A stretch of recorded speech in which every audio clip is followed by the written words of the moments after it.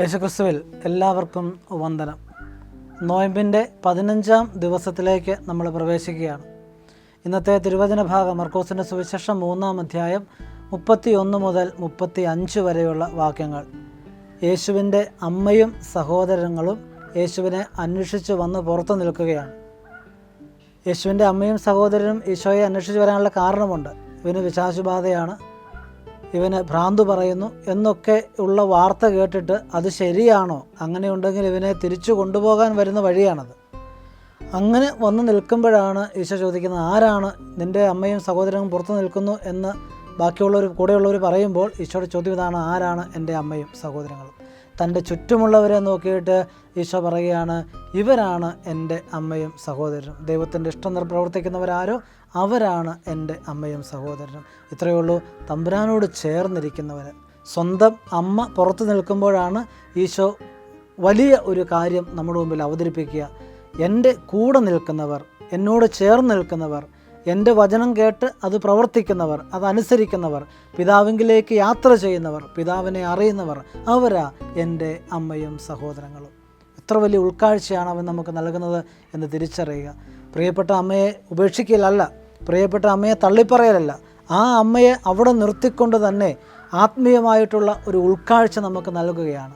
ഭൗതികതയിൽ നിന്നും ലോകബന്ധങ്ങളിൽ നിന്നും കുറേ കൂടി ആഴമുള്ള ആത്മീയതയിലേക്ക് പോകാൻ ക്രിസ്തു നമ്മളെ ഉദ്ബോധിപ്പിക്കുകയാണ്.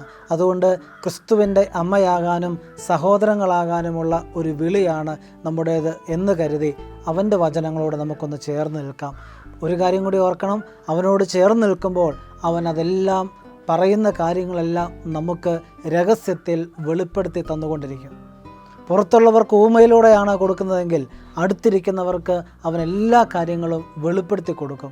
എൻ്റെയും നിങ്ങളുടെയും ഏറ്റവും വലിയ പരാജയം ഒന്നും മനസ്സിലാക്കാൻ പറ്റുന്നില്ല, ഒന്നും വെളിപ്പെട്ട് കിട്ടുന്നില്ല. വെളിപാടിൻ്റെ ദൈവത്തോട് നമുക്ക് പ്രാർത്ഥിക്കാം, കാര്യങ്ങളെല്ലാം വെളിപ്പെടുത്തി കിട്ടണമേ എന്ന്. ആ ഒരു പ്രാർത്ഥന ആയിരിക്കട്ടെ ഇന്നത്തെ ദിവസം മുഴുവനും. ഓക്സാലിസ് കോണിക്കുലേറ്റ എന്ന ശാസ്ത്രനാമത്തിൽ അറിയപ്പെടുന്ന പുളിയാറിലയാണ് ഇന്ന് നമ്മൾ പരിചയപ്പെടുന്ന ഔഷധ സസ്യം. നമ്മുടെയൊക്കെ വീടിൻ്റെ പരിസരങ്ങളിൽ ധാരാളമായിട്ട് വളർന്നു വരുന്ന ഒരു ഔഷധ സസ്യമാണിത്. പറമ്പുകളിൽ ധാരാളമുണ്ട്, പക്ഷേ ചിലരെങ്കിലും അത് ശ്രദ്ധിക്കാറില്ല. പേര് സൂചിപ്പിക്കുന്നത് പോലെ ഇതിൻ്റെ രസം പുളിയാണ്, പുളിയുടെ രസമുണ്ട്. അതോടൊപ്പം തന്നെ 6 ഇതളുകളാണ് ഇതിലുള്ളത്. അതുകൊണ്ടാണ് പുളിയാറില എന്ന് പറയുന്നത്. കഞ്ഞിക്കൊക്കെ കൂട്ടാൻ പറ്റുന്ന രുചികരമായ ചമ്മന്തി അരയ്ക്കാൻ പറ്റുന്ന ഒരു ഇലയാണിത്.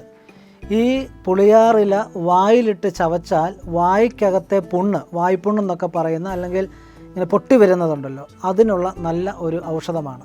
പുളിയാറിലയുടെ നീര് പിഴിഞ്ഞ് മോരിനകത്ത് ചേർത്ത് കഴിക്കുന്നതും പുളിയാറിലയുടെ ചമ്മന്തി കഴിക്കുന്നതും വയറുകടിക്ക് നല്ലതാണ്.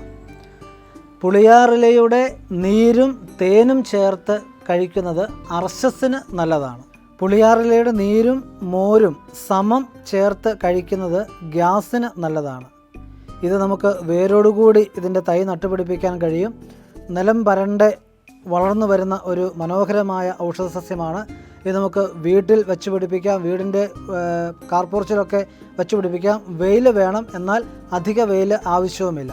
അതുകൊണ്ട് ഒരു സെമി ഇൻഡോർ പ്ലാന്റ് എന്ന രീതിയിൽ നമുക്ക് വെച്ച് പിടിപ്പിക്കാൻ കഴിയും. പുളിയാറിലയുടെ നീരും കറ്റാർവാഴയുടെ ജെല്ലും നാരങ്ങ നീരും ഒരുമിച്ച് മിക്സ് ചെയ്ത് നല്ല ഒരു സ്ക്രബ്ബർ ഉപയോഗിച്ച് നെയിൽ നന്നായിട്ട്, നമ്മുടെ നഖം നന്നായിട്ട് കഴുകിയാൽ നഖത്തിൻ്റെ തിളക്കം കൂടും. നെയിൽ പോളിഷൊക്കെ ചെയ്യുന്നതിന് പകരമായിട്ട് നമുക്ക് നല്ല വൃത്തിയോടുകൂടി നമ്മുടെ നഖം, പ്രത്യേകിച്ച് കാലിൻ്റെ നഖങ്ങൾ വൃത്തിയായിട്ട് കാത്തു സൂക്ഷിക്കാനുള്ള നല്ല ഒരു കൂട്ടും കൂടിയാണ് ഇത്. ഏറെ പ്രാർത്ഥനയോടെ താല്പര്യത്തോടെ നമുക്ക് ഇത് നട്ട് പിടിപ്പിക്കാം. നിങ്ങൾക്ക് ഈ പുളിയാറില ഇതുപോലെ വേരോടുകൂടി പറമ്പിൽ നിന്ന് പറിച്ചെടുത്തുകൊണ്ട് വരാൻ പറ്റും. ഇതുപോലൊരു ചട്ടിയിൽ ഒരു ചുവട് നട്ടാൽ മതി, പെട്ടെന്ന് ഇത് പടർന്ന് വലുതായിക്കൊള്ളും. നമുക്കിത് പ്രാർത്ഥനയോടെ നട്ടുവെക്കാം.